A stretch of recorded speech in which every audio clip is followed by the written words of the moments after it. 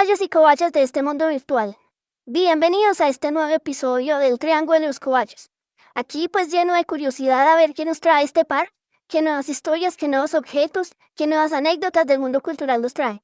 Y sobre todo pues muy contento de poder compartir con ustedes otro nuevo espacio.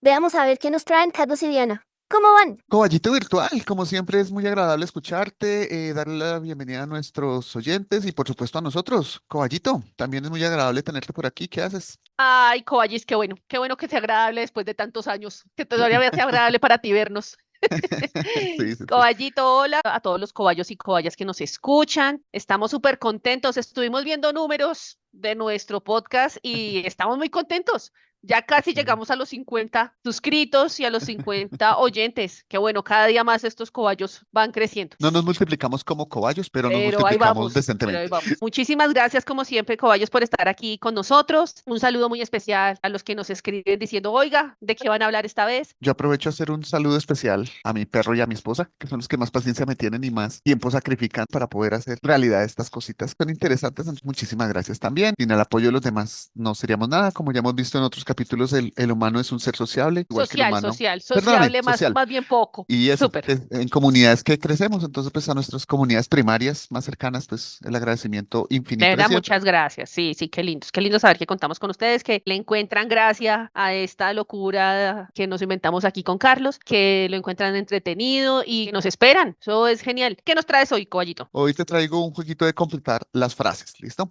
De una. Entonces, estas son asociación de palabras con base cultural. Si el perro es de los Bakersville y el nombre es de la rosa, ¿de quién es el silencio? ¿De los inocentes? Perfecto. ¿De qué nacionalidad es el halcón? ¿Alemán? No, un punto bien y un punto mal. ¿De qué es el coleccionista? ¿De huesos? Bien, 2-1. ¿De cuándo son los sospechosos? De siempre. 3-1, muy bien. Y así quedó tu test. Tres que sí y uno que no. El halcón es maltés, caballito. Ah, sí. Visto el perro de los Bakersville, el nombre de la rosa, el silencio de los inocentes, el halcón maltés, el coleccionista de huesos y los sospechosos de siempre. ¿De qué género o subgénero dirías que son estos libros o películas? ¿Policíacos? Policíacos, bien. Hoy no me interesa a mí precisar la diferencia entre novela negra, novela policíaca, Nordic noir, el neo-noir, la ficción policial, la El novela de pre-noir, detectives, el post-pre-noir, el pre-post-noir, el el cat recontra noir. hiper pega pre-per-noir. El cat noir que sale Miraculous, la Ajá. novela detectives, la ficción criminal, el hard-boiled noir, la novela, la investigación criminal, las de policías y ladrones, el thriller, la literatura de misterio y demás etiquetas que se le ponen a este tipo de narrativas, tanto de cine como de literatura. Porque cada una de estas etiquetas pues responde a un punto de vista y cuando uno ya utiliza alguna de ellas a nivel académico, estás tomando una decisión crítica frente a las posibilidades de análisis de estos textos o films. Yo hoy me quiero bajar de la literatura y hacerlo más como un coballito curioso y sencillamente enfocarme en una situación que perjudica considerablemente a las obras de este género, llamémoslo como lo llamemos. Para eso me voy a valer de una reseña del escritor estadounidense Jonathan Franzer, que analizaba el libro El policía que ríe, de Max Schobel y Pierre Wallo. Verballo y Max Chaval son considerados los padres de la Nordic Noir, es decir, ellos crearon un nuevo lenguaje literario que posteriormente muchos otros siguieron. Qué importante aporte hicieron estos esposos. Dos autores suecos que son espositos, pero escriben sus 10 libros a cuatro manos, lo escriben entre los dos. Franzen recuerda que un sueco le regaló ese icónico libro policíaco sueco y por su amistad le perdonó el desliz del regalo, ya que él solo leía la gran literatura, Shakespeare, Kafka, Goethe, etcétera. Una mañana amaneció muy enfermo y muy agotado para leer a Faulkner y Henry James, que eran los que tenían su mesita de noche, y casualmente encontró el despreciado libro policíaco y encontró un muy gran consuelo en esa lectura. La lectura de esos libros se veía más como un placer culpable, como algo vergonzoso, pero inexplicablemente satisfactorio que lo que realmente son. Sencillamente es literatura. Es otro tipo de literatura, no es más, no es menos. Es un lenguaje, es una forma de transmitir ideas y de dar conceptos y en últimas entretener. Es algo hecho para entretener y ahí se plasman las ideas de un autor o autora que aportan elementos diversos y que, como en todo género, posee ejemplares insoportables. O sea, hay malos libros policíacos, hay unos entretenidos y hay unos verdaderos clásicos del género policíaco. Diría que algunos elementos de este tipo de narraciones se encuentran en narrativas ancestrales. Esos elementos son la justicia, el misterio, la investigación y el crimen, antes de la consolidación occidental de este tipo de narrativas que llamamos policíacas. Yo hablaría de, por ejemplo, Las Mil y Una Noches, tiene crímenes y muchas aristas del concepto de justicia. Las aventuras del siempre ingenuo y casi todopoderoso Thor esboza misterios e investigación. Sun Wukong, el rey mono de la novela Viaje al Oeste de Wu Chang, es una historia tradicional china, es un ejemplo de justicia y misterio oriental supremamente antiguo. Las narraciones orales africanas más tradicionales se suelen enmarcar con frecuencia en historias de ladrones ingeniosos, personajes que con su astucia burlaban los designios divinos y cometían diversos crímenes. Casi siempre eran resueltos con una cosmovisión africana, donde predomina la resolución de conflictos, bien sea por acciones comunitarias o por designios divinos. En los relatos antiguos del continente americano, es usual que los dioses hagan juicios y castiguen a los culpables. Entre las historias polinesias pueden hallarse relatos de crímenes, bien sea contra humanos o contra dioses. Quienes cometían esos crímenes eran castigados, y estos castigos solían incluir pruebas de ingenio. Y la estructura que guardan estas historias polinesias guardan elementos de tensión, misterio y resolución, que en últimas también hacen parte de la narrativa policíaca. En la Norteamérica precolombina se usaban tricksters, que básicamente son animales ingeniosos que rompen las reglas. Por ejemplo, coyotes, que eran castigados, pero en últimas se salían con la suya. Lo más similar que yo encontré a una narrativa policíaca en la antigüedad son los casos del juez Bao, que son narraciones de la dinastía Song. La dinastía Song gobernó la China desde el año 960 al 1279 después de Cristo, y las historias del juez Bao Zeng se narran sobre el año 1060, es decir, hace casi 970 años. En la China, hablaba de un juez que resolvía los casos más difíciles y misteriosos de la época, donde él era un personaje central que investigaba y era el eje narrativo, buscaba la verdad, hacía un procedimiento para descubrir esa verdad y finalmente hacía justicia, tal como en el modelo literario occidental que hemos llamado policíaco en este podcast. Es bien interesante que sí es como un transversal, en cierta forma yo le llamaría universal a esas narraciones policíacas, o al menos a los elementos. Si bien casi nadie se avergüenza de leer a Sherlock Holmes, de Arthur Conan Doyle, o al Hércules Poirot, de Agatha Christie, casi todos se esconderían la portada de títulos tan sugestivos como The Killer Inside Me, que se tradujo como El demonio bajo la piel, Kiss Me Deadly, que se tradujo como El beso mortal, They Shoot Horses, Don't They, traducido como Danzad, danzad, malditos. Y creo que es en gran medida por un esnovismo literario, que era el que tomaba yo del ejemplo del autor gringo que un sueco le regaló un libro policíaco de Mark Chauvel y Per Wallo, que, bueno, sí, el librito. Y ese esnovismo literario pretende que ese género es tolerable si el autor es Edgar Allan Poe o Arthur Conan Doyle, pero con autores menos difundidos, aun cuando el género sea el mismo y la temática similar, ya hay recelo y vergüenza. Ahora, está bien dejar un libro, pero en lo personal soy lector de casi cualquier cosa que caiga en mis manos y también sé que tú eres mucho más selectiva. Y ambas cosas están bien, pero es que ese es el punto. Cada quien debe leer lo que le venga en gana y poder dejar de leer todo lo que no le llame la atención. O más bonito aún, sumergirse en el mundo de libros que nadie más quiere o aprecia simplemente porque hayas el placer de eso, sin que haya vergüenza o problemas, sin que te digan, ay, es que eso no, ay, pero usted no lea Cortázar, ay, pues que usted no conoce a Sábato, ¿qué hace leyendo literatura policíaca? Usted no lee a Cortázar, no, en español, no. Tú no lees a Shakespeare, en inglés, no. Del libro Como una novela de Daniel Pena, extraigo los 10 derechos del lector que él propone. Primero, a no leer. Segundo, a saltar páginas. Tercero, a no terminar un libro. Cuarto, a releer. Quinto, a leer cualquier cosa. Sexto, a leer lo que me gusta, que es el que yo les propongo que hagamos con la novela policíaca, no avergonzarnos. Séptimo, a leer donde sea. Octavo, a picotear, leer un poquito aquí, un poquito allá, otro más adelante, otro más atrás. Noveno, a leer en voz alta, que me parece bien disruptivo, pero es bien interesante. Incluso los procesos cognitivos que se hacen son diferentes. Décimo, a guardar silencio. Yo hago aquí énfasis en un motivo detrás de estigmatizar esta novela policíaca. Considerarlo de menor o nula valía sin jamás haberlo leído o sin conocer sobre el tema. Leer no es una cuestión de estatus, leer es una cuestión de placer. Entonces, no dejemos que nos impongan las lecturas por un falso o pretendido estatus. El primer riesgo de dejarnos influenciar de esa manera es que nos perdamos de algo que nos puede gustar o nos puede aportar por un prejuicio ajeno. Otro riesgo igualmente grave es menospreciar al que lee algo diferente a lo mío, o cuando menos no lo ve como yo lo veo. Pero tampoco se trata de imponer nuestra visión solo por leer ciertos tipos de libros. Los lectores a veces somos un poquito clasistas con los que leen otras cosas o incluso con los que no leen. Yo no soy más valioso o mejor persona solo porque lea a tal cual cosa o tal cual autor, ni siquiera porque yo leo y al otro no le gusta hacerlo. Mi invitación es acercarnos a este género para ver si nos gusta. Si no nos gusta, válido, apliquemos a Daniel Pena, lo curioseo, no me gustó, lo dejo. La recomendación literaria esta vez pues tiene que ser sobre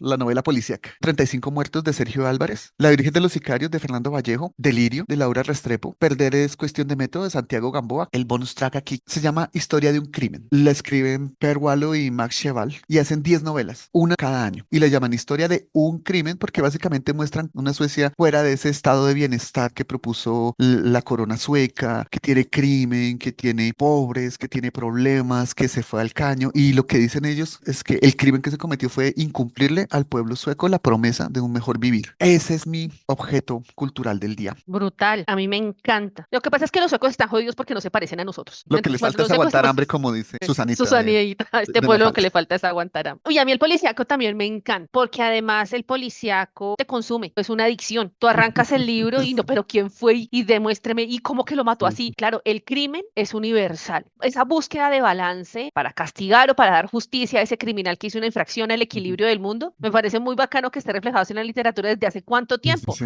Porque miles, uno sí. diría, no, eso es un resultado del mundo capitalista y del mundo occidental, y no, para nada. Mira, el crimen existe y se ha escrito sobre el Claro. policíaco y la resolución poética del crimen a través de la literatura. Me parece eso muy bacano. De hecho, el primer libro que me regaló mi papá, cuando existía el finado Círculo de Círculo de Lectores, yo no sé si eso lectores. todavía exista, Claro. Círculo Sí, de sí Lectores de existe, Bogotá. pero Sí, todavía funciona un existe. poquito diferente, pero sí.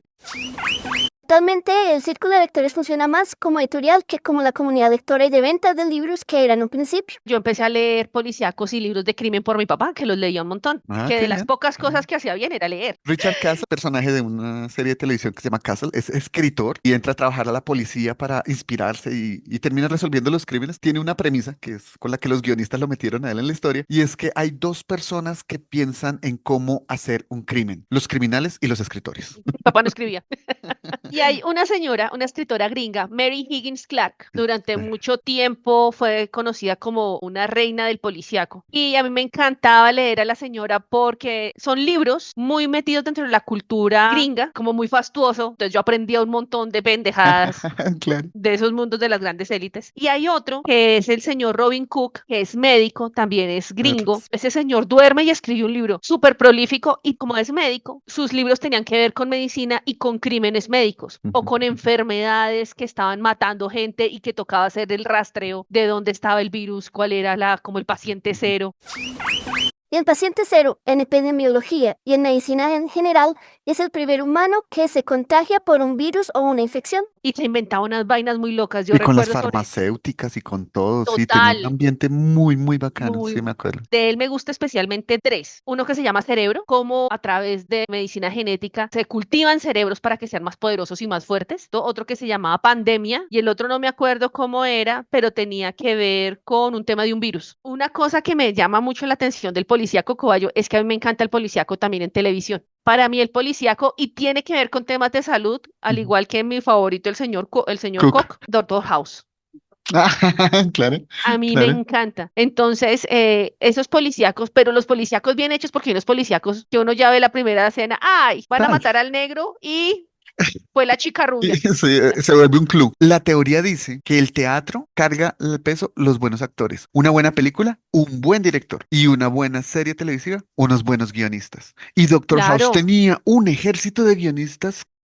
tú y yo leemos, yo ya no leo tanto como quisiera, pero coincido contigo. Y creo que eso es una vaina de madurez. Como no hay nada que un Ok, estudiante de ok. primer a tercer semestre de universidad no sepa, uno Sí. tenía el tego inflado de que, pero tú no has leído Heidegger en prusiano básico, estás leyendo novelas románticas. Uy, no, qué boleta. Déjelo si eso lo hace feliz. Y Vale, es además que él sabe cosas del mundo romántico que usted no pues sabe, claro, cállese. y si alguien empieza a leer por Condorito, bienvenido sea, o sea, muy Claro. bacano. De hecho, hay unas novelas gráficas del crimen que me parecen increíbles porque primero van seduciendo a los niños y a los adultos también. Sí, que efectivamente usted tiene que leer lo que quiera y en los volúmenes que quiera. Creo que cada quien tiene que encontrar su método de leer. Ahora, por ejemplo, yo no leo tanto como quisiera, me toca con audiolibro. Lo que yo quería traer es, mire, este género es del que más mal hablan, que la sangre, que siempre es un detective borracho, no, súper chévere, engancha. Habrá quien no le guste, obvio, pero encontrar el género que nos gusta, el autor que nos gusta, el Claro. estilo que nos gusta, eso Y uno no también, está todo el también es una tiempo para todo. exploración. Hay También, momentos en los que uno quiere leer algo muy ligero, hay momentos en los que uno dice, ay, Dios mío, me estoy quedando burrito, venga, leo y aprendo algo. sí. O hay momentos en los que uno dice, ay, mi amigo leyó esto y me lo recomendó. Uno de nuestros oyentes decía, no, yo no leo narrativa, pero tiene una biblioteca súper nutrida de solo ensayos, de historia, de política. Y yo empecé a leer por ahí y le empecé a pasar narrativa a él. Entonces eso también es bonito. Los libros son un tema maravilloso de conversación. Leer es un acto muy íntimo, me parece a mí. Por eso cuando tú estás leyendo las reglas, leer en voz alta tiene su particularidad. Se ve uno como un poco loco por allá leyendo. Muchos años después, frente al paredón. Cámbiame la escena a estar leyendo en voz alta con un grupo de personas que les gusta la lectura. Es decir, oh, yo no lo había imaginado así. El énfasis que tú le pones, a veces Sí, el es otro cierto. sí, o sea, Hace 1000 años, cuando todavía se hacía servicio social en el colegio, yo tuve la oportunidad de hacer trabajo de ese servicio social con personas invidentes en el INSI, el Instituto Nacional Nacional de Ciegos y a mí me llevaban a leer. Lo ponían a uno, le decían, lea de tal punto a tal punto. Y a partir de ahí le asignaban a uno o un género o una persona a quien leerle. Falta ver ellos qué tenían en su cabeza. Antes se declamaba, habían concursos de declamación. También se aprende mucho de leer en voz alta. Me imagino, no sé, leyéndole a unos chicos. Una compañera alguna vez decía, todas las noches yo le leo a mi hija y le hago las voces y le hago la escena. Ese tema de la lectura en voz alta tiene también su historia, no puedo referenciarla en detalle. Yo creo que el mejor libro que me he leído este año es el libro de Irene Vallejo, El mundo en un El junco. mundo.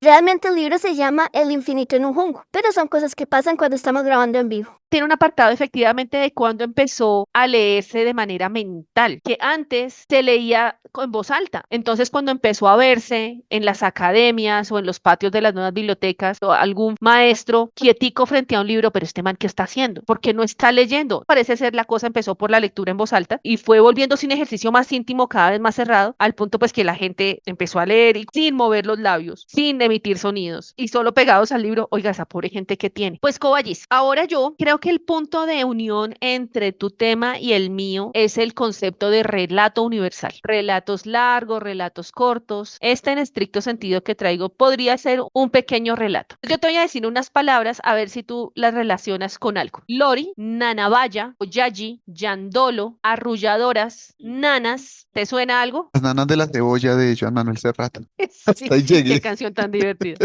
Lori es en hindi, todas Bueno. son sinónimos Ah, ok. de unas pequeñas narrativas que de verdad son universales, que tienen una historia y una extensión en el mundo social increíble. Cada vez me doy cuenta de que los objetos que yo traigo no pueden ser chicos, Eso es avaricia. pero me parece muy chévere porque entonces lo que significa es que Claro. el ejercicio de ser curiosos está funcionando al 500% porque una pequeña curiosidad en vez de resolverse lo que está haciendo es ampliándose. Las nanavaya en Odia, las oyayi en filipino, los yandolo en keniata, las nanas o las arrolladoras en español son todas sinónimos de las canciones de cuna. Mi objeto del día de hoy son canciones de cuna que coinciden contigo en que son relatos universales, son palabras acompañadas de unas melodías que de manera universal también se repiten y se mantienen histórica y geográficamente y que tienen en común algunas de esas figuras que tú mencionaste como protagonistas de tus libros policíacos. Todos por más apáticos que seamos o por menos contacto que hayamos tenido con niños, conocemos una o dos. Todas las canciones de cuna son canciones suavitas, piezas de música. Generalmente se cantan para los niños, para relacionarse con el sueño, pero tienen diferentes propósitos. Primero quiero contar un poco qué son las canciones de cuna, qué estudios hay alrededor, como qué antecedentes hay, y luego hablar de los contenidos de las canciones de cuna, y luego terminar un poco con esa reflexión de cómo las canciones de cuna de verdad son un objeto cultural. Hago un paréntesis aquí, hay un señor que se llama Max Neff, economista, ganador del premio Nobel alternativo de economía. Manfred A. Max Neff es un economista chileno. Obtuvo en 1983 el Right Livelihood Award, que es el premio Nobel alternativo de economía, por revitalizar las comunidades pequeñas y medianas, impulsando la autoconfianza y reforzando las raíces del pueblo. Este es otro gran aporte a la humanidad. Gracias. Que tiene una teoría brutal sobre el desarrollo humano. Y él habla de las necesidades y los satisfactores, tiene como 5 categorías. Dice que el mejor satisfactor es el que con menos esfuerzo puede hacer que se resuelvan muchas necesidades. Y él habla, por ejemplo, de la lactancia materna. Tú resuelves necesidades de ser, de estar, de desear, de apoyarlo. Y yo decía, una canción de cuna va en la misma dirección. Es una oportunidad de comunicación entre cuidador y niño. Hay una intención emocional, hay un relacionamiento atento en un momento particular. Apunta a una maduración cognitiva y emocional de los bebés, apunta a desarrollar herramientas de regulación de conducta. Los médicos, los psicólogos, los antropólogos le han montado un mundo de corriente porque en todas las culturas se han encontrado estas pequeñas rimas, estos pequeños textos que se Claro. acompañan con una melodía que tiene unos tiempos particulares que han sido estudiados desde la música. Las canciones de cuna, en inglés lullaby, son súper comunes. Dicen que lullaby viene de Lilith Abi, que en hebreo significa vete Lilith, un pequeño conjuro para repeler a Lilith, que era un demonio que parecía que se robaba el alma de los niños en la noche. Las madres judías colgaban amuletos y sobre ese Lilith Abed se desarrolló un poco como ese concepto de la lullaby. ¿Has Entonces, oído la canción de The Cure? ¿cuál? Lullaby. No. Te la recomiendo. Esa es la de An Irish Lullaby. Resultan contrastantes las canciones de cada uno de los cobayos, porque la del cobayo macho es un recuerdo de las canciones de cuna que le cantaba el papá a Robert Smith, quien es el cantante principal y compositor de The Cure, las cuales tenían finales horribles y de pesadilla.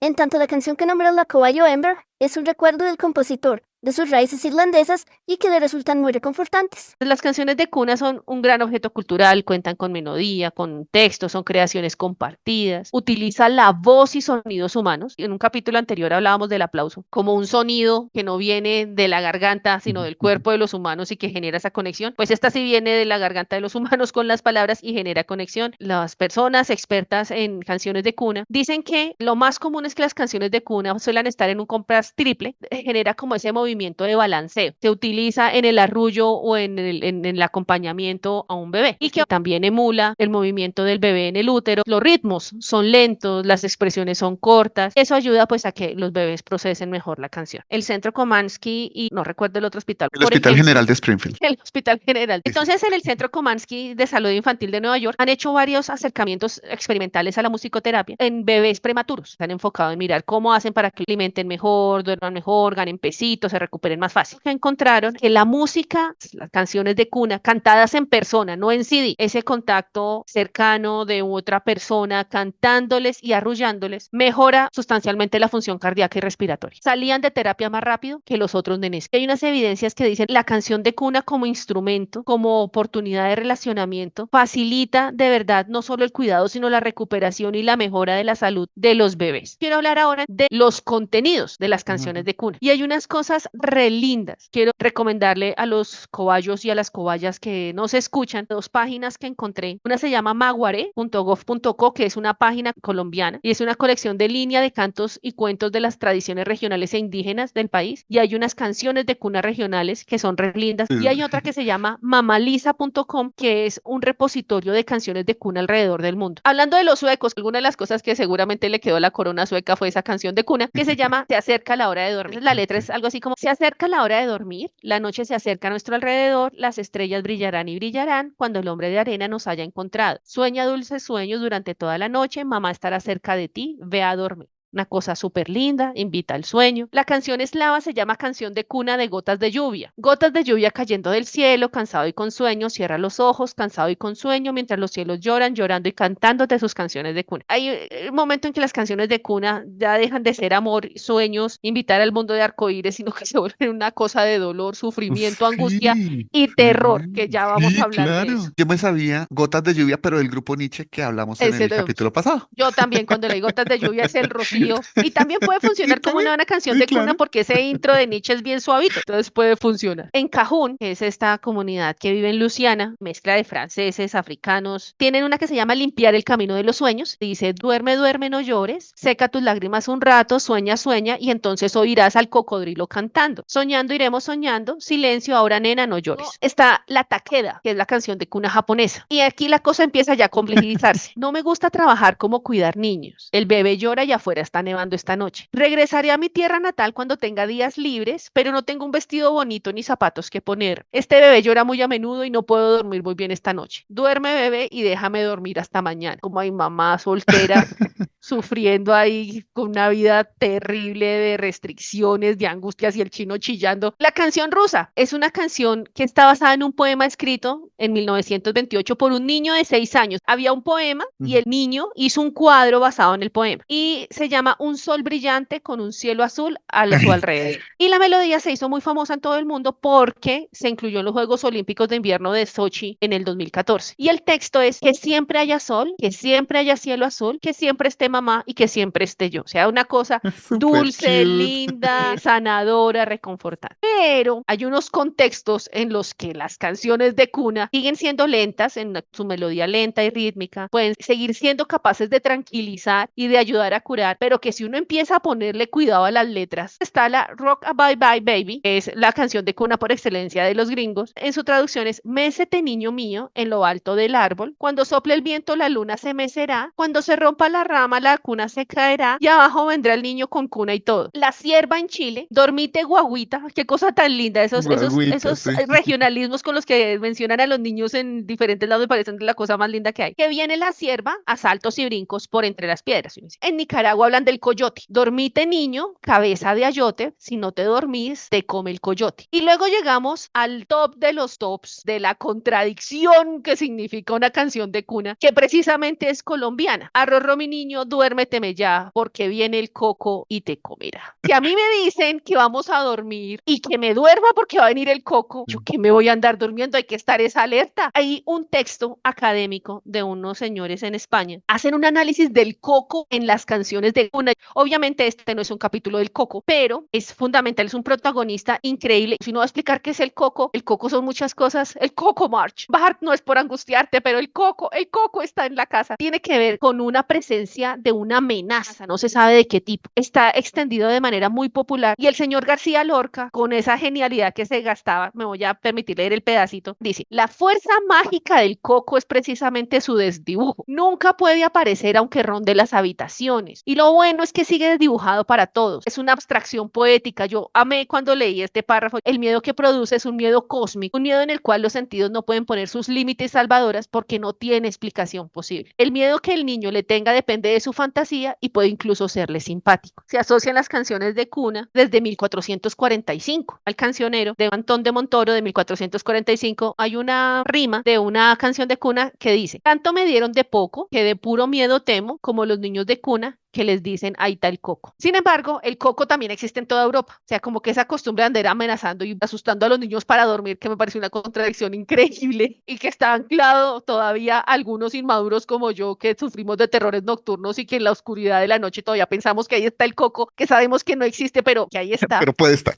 Yo te canto la canción de cuna porque voy a provocarte amor, ternura, ensoñación, protección. Entonces, ¿de dónde estas viejas psicópatas empiezan a hablarle del coco y la loba y la cierva? Y es que la canción de cuna, pues obviamente tiene dos partes, ese emisor y ese receptor. También recoge las vivencias de esa emisora, que generalmente es una mamá, es una mujer cuidadora que no ha tenido una vida fácil. Este mismo estudio que leí sobre las canciones de cuna habla de una mamá que ha tenido una vida difícil en el día, que seguramente es un bebé que llegó cuando ya no lo necesitaba, cuando no lo quería, que está llena de angustias, de miedos, que de a pocos va, en ese momento íntimo que tiene con su hijo, los va elaborando. Es como si en ese mismo ejercicio, en ese relacionamiento, hubiera una opción de consuelo, ella contándole sus cosas a su bebé a través de esa melodía. Por eso lo importante de la canción de cuna no es el texto, no es la letra, sino la melodía, la voz, las inflexiones, la emocionalidad con que la mamá se comunique con ellos. Entonces es un balance interesante entre esa relación de amor, ternura y el otro lado, el miedo, el temor, la angustia. Volviendo a las páginas que les mencioné de Maguaré, tiene obviamente una connotación muy regional y encontré una de una comunidad en el llano que está construida para que la canten los papás. De hecho, la hizo un papá, donde dice, duérmase pronto mi niña, que yo también estoy cansado y tengo que madrugar para ir a arrear el ganado. Es un texto muy concreto, muy Sí, operativo. Bueno, vamos sí, a sí, dormir, sí. que mañana hay que moler. Todos Y tenemos el sueño. mundo del llano que toca a las 4 de la Trabajo mañana ya vas durísimo. tarde. Me pareció súper lindo. Esa página de verdad se la recomiendo. Tiene historias, tiene jueguitos. Esta de Mamá Lisa tiene diferentes canciones de cuna en diferentes idiomas. Las africanas, por ejemplo, tienen unas figuras también súper lindas. Involucran animales de alguna manera no mágicas, pero sí muy fantásticas para que el niño se involucre con ese momento del sueño. Entonces, las canciones de cuna tienen de todo. Una historia, un arraigo regional, histórico, universales. Son pequeñas narrativas que tienen las familias. Yo me acuerdo que cuando yo tenía que cuidar a mis primos, yo me inventaba las canciones de cuna con ellos. Nos inventamos una vez una canción de un cebú. Era divertidísima. El cebú tenía unas patas y tenía unos cachos. Esa vaina no dormía nadie, pero los chinitos chiquitos se Se relajaban un montón. entretenían. De hecho, todavía cuando nos vemos ya grandes, cantemos la canción del cebú. Es una manera de crear conexiones, de sanar emociones, de crear vínculos. Les recomiendo que reflexionen en el papel que pudieron haber tenido esas figuras ocultas en sus canciones de cuna. Que yo recuerdo a mi mamá, a mi hermana sí le cantaba a veces como una canción de 3 notas, pero no involucraba el coco. Esa es mi historia de las canciones de cuna, Cobayo. ¿Cómo la ves? Funciona en varios niveles, como dice Homero. Así es.